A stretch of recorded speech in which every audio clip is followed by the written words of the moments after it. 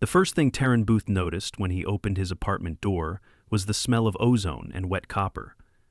The second was the 7-foot-tall alien standing in his hallway, holding what looked like a clipboard made from living moss. "You are Taren Booth?" the alien said, not asked. Taren blinked. He was still holding a half-eaten slice of pizza in one hand and wearing a faded t-shirt that said, "I break for cats." He looked at the clipboard, then the alien, then back at the clipboard. "Depends who's asking," he said. "I am Kuln. I am a primary observer from the Zilari Intercultural Exchange Initiative. We have come to study human-animal symbiosis, particularly your combat companions." Taren stared at him. "Combat companions?" Cole nodded. His skin shimmered faintly blue in the hallway light, and his eyes blinked horizontally. "The ones you keep in your dwellings? For defense?" "We have seen footage. Furred, clawed, extremely territorial. You call them cats." Taren slowly turned his head toward the living room. A faint jingle echoed from within, followed by the soft thump of a paw landing on carpet. "You mean Muffin?" Kuln tilted his head. "Designation Muffin, yes. We have selected it for detailed observation.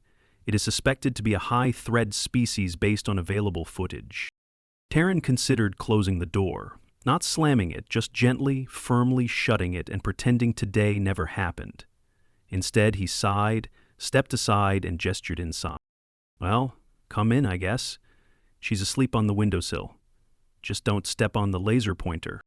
Kuln moved with surprising grace for someone his size.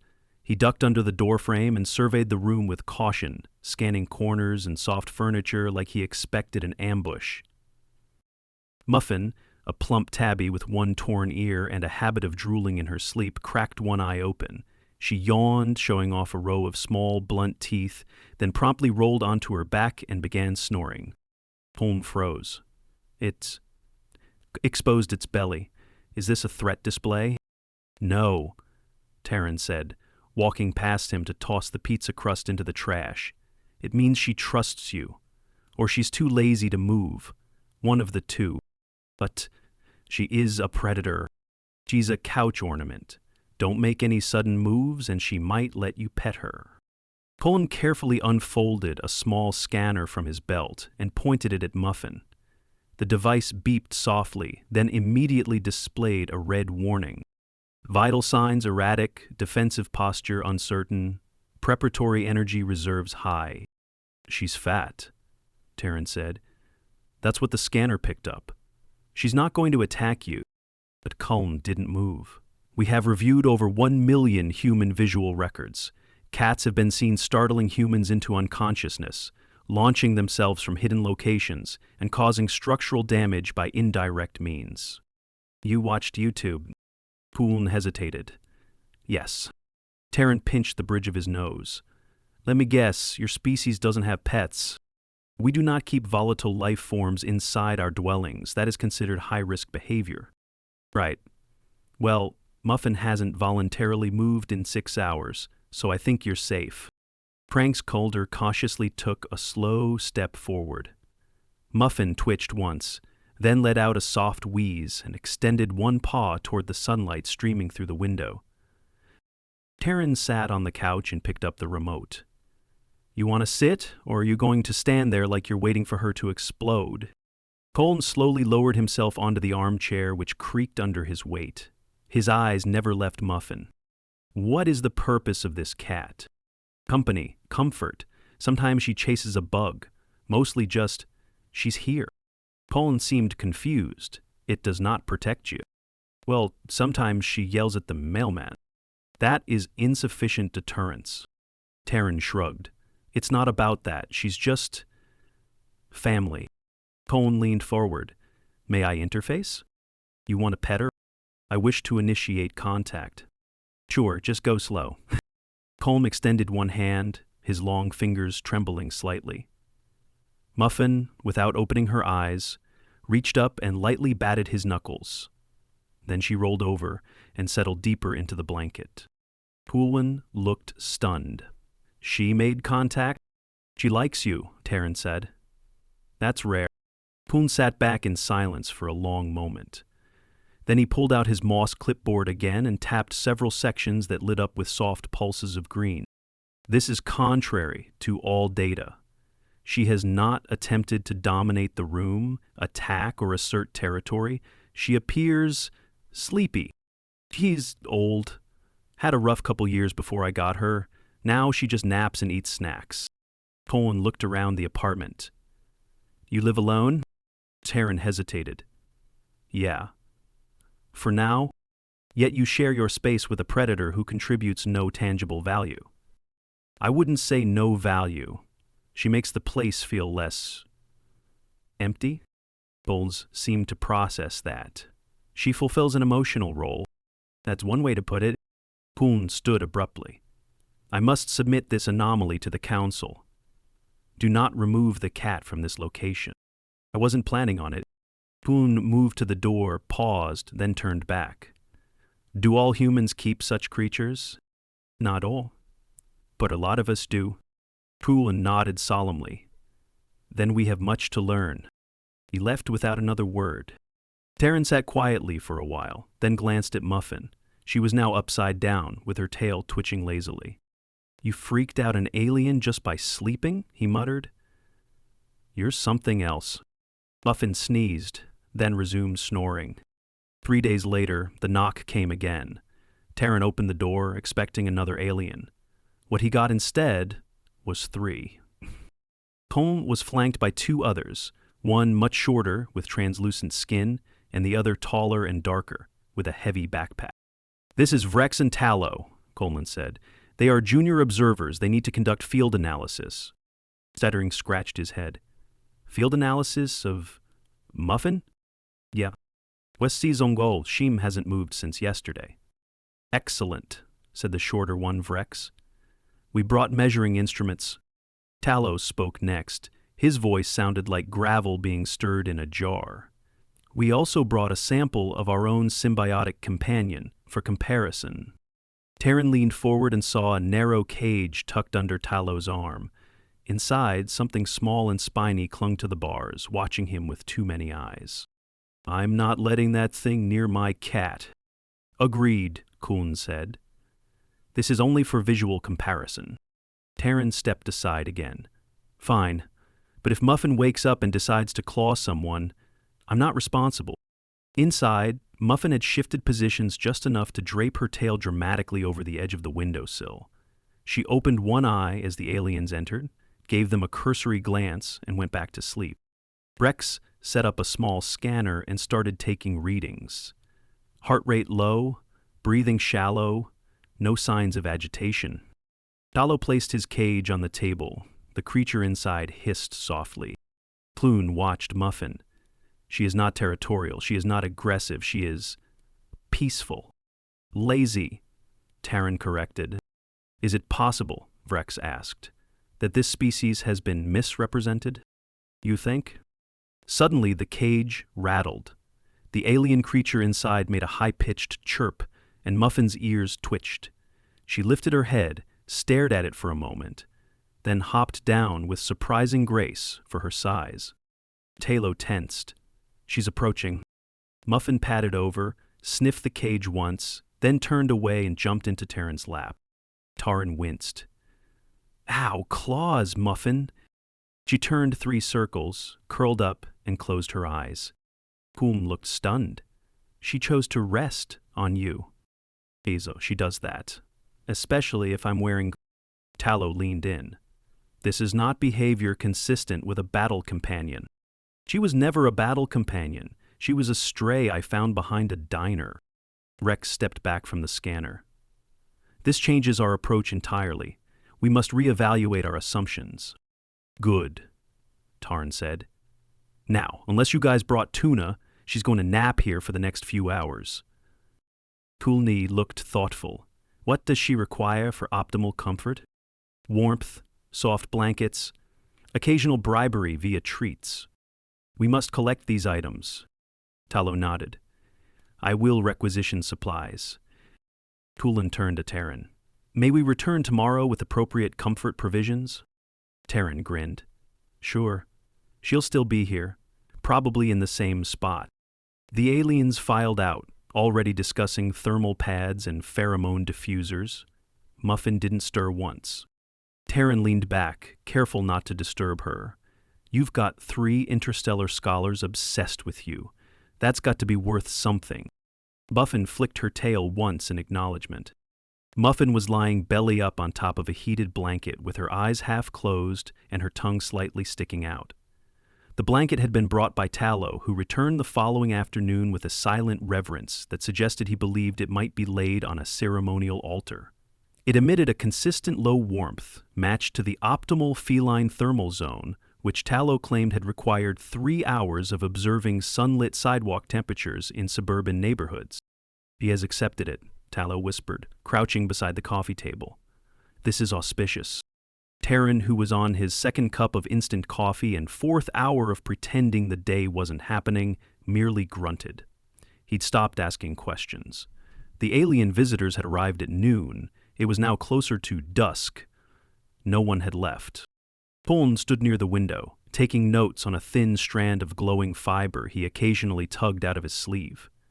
Vrex was measuring the rhythm of Muffin's breathing with a hollow sphere that hovered just above her flank and made a barely audible clicking sound every 7 seconds. She hasn't moved since lunch, Taren said, glancing at his phone, then setting it back down. Not even for the delivery guy. Her stillness is a marvel, Vrex said. She conserves energy with a discipline most Zellery meditation adepts never reach. No, she's digesting half a can of salmon pâté. Tallow looked up. You served her raw aquatic meat? It came from a tin. I doubt the fish was ever near actual water. Kuln took a step back from the window. We have been analyzing the footage you provided. The ambush behavior displayed in the hallway clip when she startled that human in the socks is consistent with apex predator tactics. Taren looked up. That was my cousin. She stepped on a squeaky toy and slipped. Muffin just happened to be sitting in the hallway. Nevertheless, Kuln said, we must reconcile this with her current state of tranquility. Is this a calculated lull before predation? No, she's just fat and tired. There was a pause as Vrex adjusted the scanner's range. Tallow, still kneeling, observed Muffin's ears with professional intensity, as though they might offer philosophical insight. Then Muffin suddenly stretched, her claws extending just long enough to snag the edge of the blanket. She yawned once, blinked at the room full of alien observers, and without a sound, jumped off the couch and vanished into the kitchen. All 3 aliens froze. Where is she going? Tallow whispered. Probably the sink, Taren muttered. She likes to lick the tap when she's bored. Kuln turned quickly. Is the tap activated? Will she be consuming from it? She'll try. Taren got up, walking past the group. The water pressure's a joke.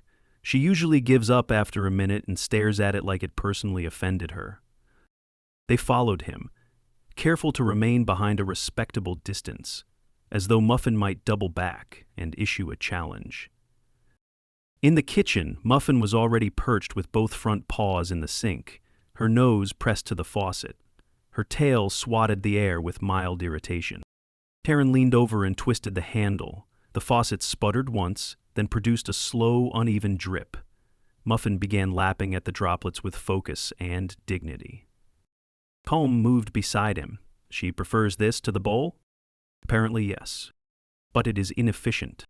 That's cats. Rex pointed at the slow drip. She's extracting hydration manually, 1 molecule at a time. Tallow leaned in. Is this a ritual? No, it's just weird cat logic. She has a full bowl. Kuln rubbed the base of one of his antennae. She chooses inconvenience. He chooses novelty. Or stubbornness. Honestly, I stopped trying to figure it out. Muffin, apparently content with her sink experience, jumped down and ambled toward the hallway, tail high. The aliens gave her space as she passed, stepping aside like monks witnessing a wandering sage. She's returning to her resting quarters, Vrex said. Probably the laundry basket, Taren said. She hides in there when she wants to avoid you. Kuln straightened. We will not disturb her. Instead, we must discuss the implications. Taren poured himself another cup of coffee. This should be good. Kuln gestured for the others to sit, which they did on the floor with surprising grace. Talo opened a small silver tube and pulled out what appeared to be a folded schematic. He passed it to Kuln. "We have prepared a preliminary hypothesis," Kuln said. "It posits that humans have formed long-term alliances with emotionally manipulative organisms." Taren sipped. "You're not wrong." Brex tapped the schematic. "They exploit the human tendency toward nurturing behavior while contributing minimal labor or defense." "Still not wrong." Talo leaned in. "Yet humans not only tolerate this imbalance, they appear to cherish it. Why?"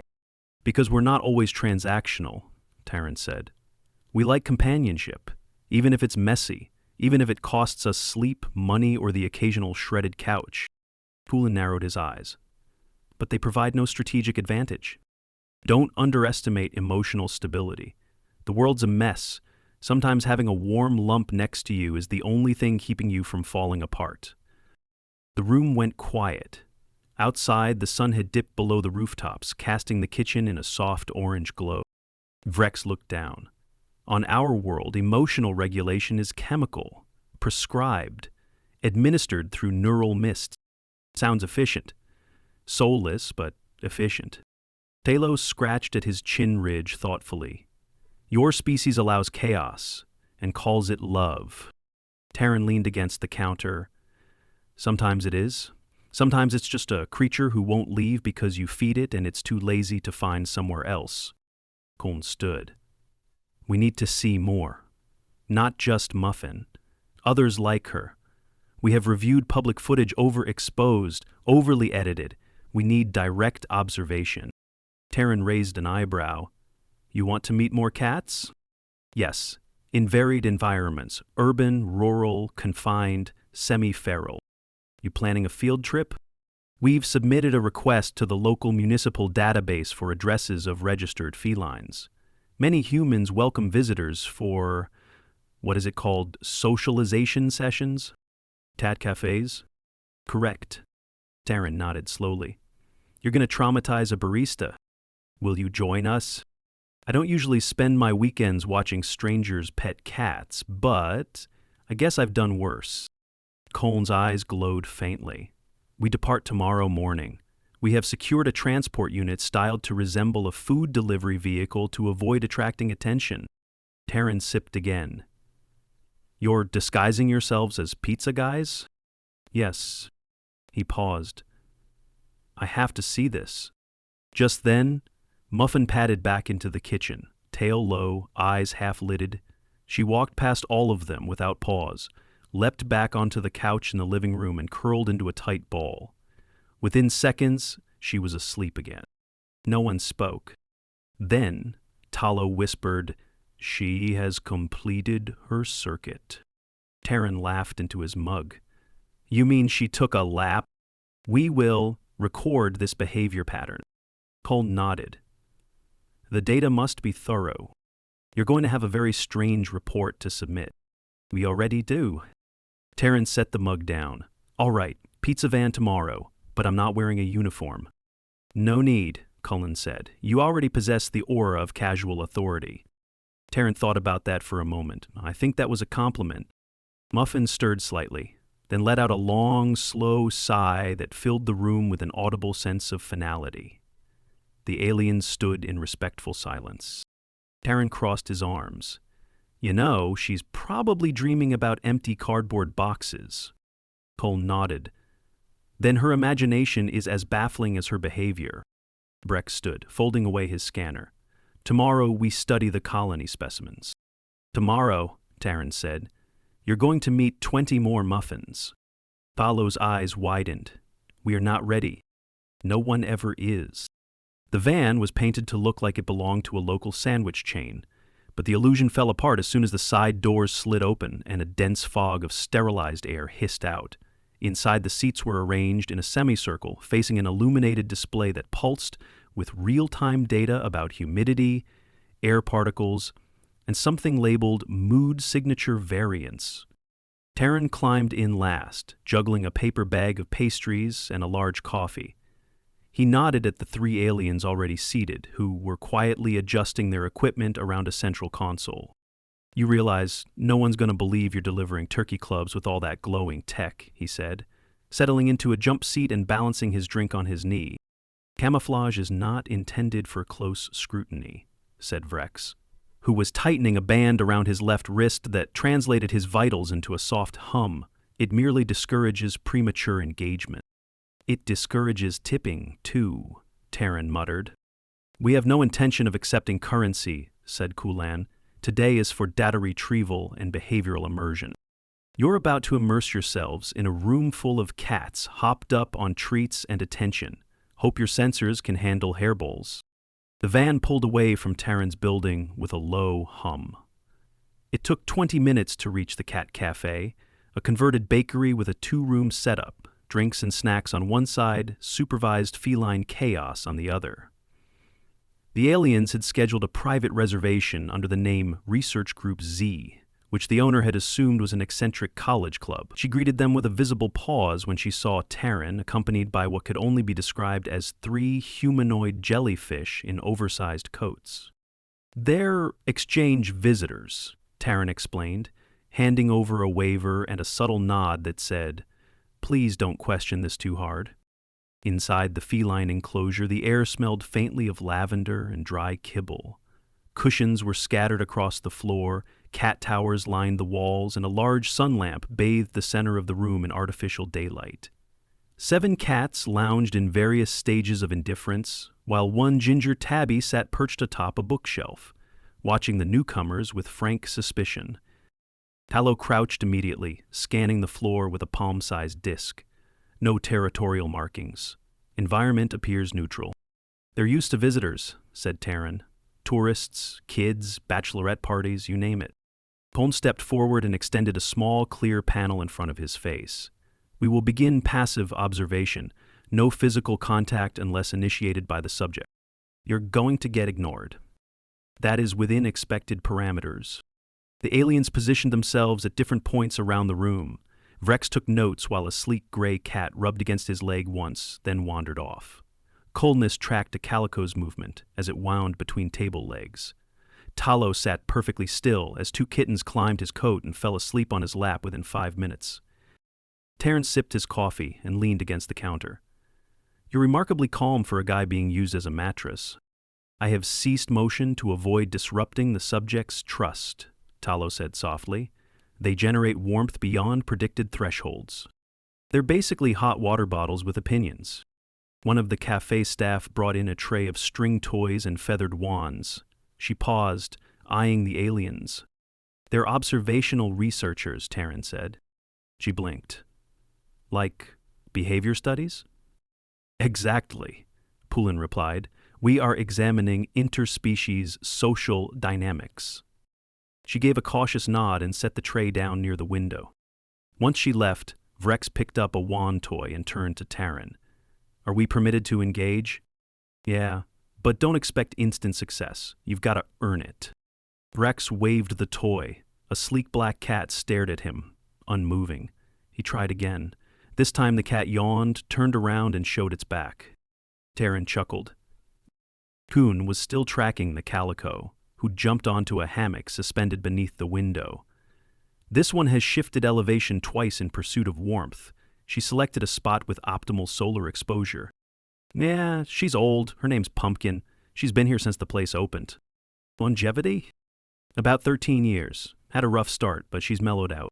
Kuln tilted his head. "We believe Muffin may be from a similar profile, high initial volatility followed by behavioral normalization through stable cohabitation. Super was never volatile, just stubborn and hungry. That distinction may be cultural." Tallow, still stationary, now had a 3rd kitten stretched across his shoulder. "I am struggling to breathe evenly," he said. "You want me to take one?" "No. I wish only to document the sensation accurately." "Which sensation?" "The weight of responsibility." Taren stifled a laugh. Over the next hour, the aliens recorded grooming rituals, napping patterns, and a brief but dramatic standoff between two tabbies over a cardboard box. Kuln noted the lack of hierarchy enforcement. There is no central leader, he observed. Power fluctuates based on resource control and momentary assertiveness. Congratulations, Taren said. You've just described most human office politics. At one point, Rex attempted to offer a cat a treat from a tube. The cat licked it once, then bit his glove and wandered off. I have been dismissed, he said solemnly. Another staff member entered with a small crate. She opened it near the far wall, and a lanky cat with wiry fur and wide eyes stepped out cautiously. That's Bandit, she said. He was just cleared for socialization, still a little skittish. Bandit froze when he saw the aliens. He backed up, tail low. Kuln lowered his scanner. He recognizes difference. Yeah, some cats are sensitive to unfamiliar scents. He might need space. Bandit darted under a chair and vanished into the folds of a draped blanket. I believe we have reached his threshold, Kuln said. No harm done, said the staff member. He'll come out when he's ready. Talo looked down at the kittens on his lap. These ones have not withdrawn. They're used to oddities. They've seen cosplay groups. As the afternoon wore on, the cafe grew quieter. Cats retreated to their perches or curled up beneath tables. The sun lamp dimmed slightly. Outside, the light had shifted to late-day amber. Taren stretched. You've soaked up enough fur to knit new species. Ready to debrief? Kuln nodded. We have gathered sufficient data. They stood carefully, returning borrowed toys and brushing off fur. Talo gently lifted the kittens from his lap and placed them on a nearby pillow. One mewed softly, then promptly fell asleep again. Back in the van, the air was cooler, filtered to remove allergens. The equipment came alive with soft beeps as they uploaded their recordings. Your species forms complex, non-utilitarian bonds, said Rex, even when the relationship is asymmetrical. Especially then, said Taren. We're sentimental like that. Kuln looked at him. And you believe this has value? More than most things. Talo nodded slowly. We have no analog for this. Then maybe it's time you got one. They rode back in silence. When they arrived at Taren's apartment, he stepped out and paused at the door. She'll be asleep near the radiator, he said. She likes the hum. Kuln inclined his head. We will not disturb her again. Our study is complete. Taren opened the door. Sure enough, Muffin was curled into a lumpy spiral, tail twitching as she dreamed. He stepped inside, dropped his keys in the bowl, and sat beside her on the floor. Van pulled away, quiet as a whisper.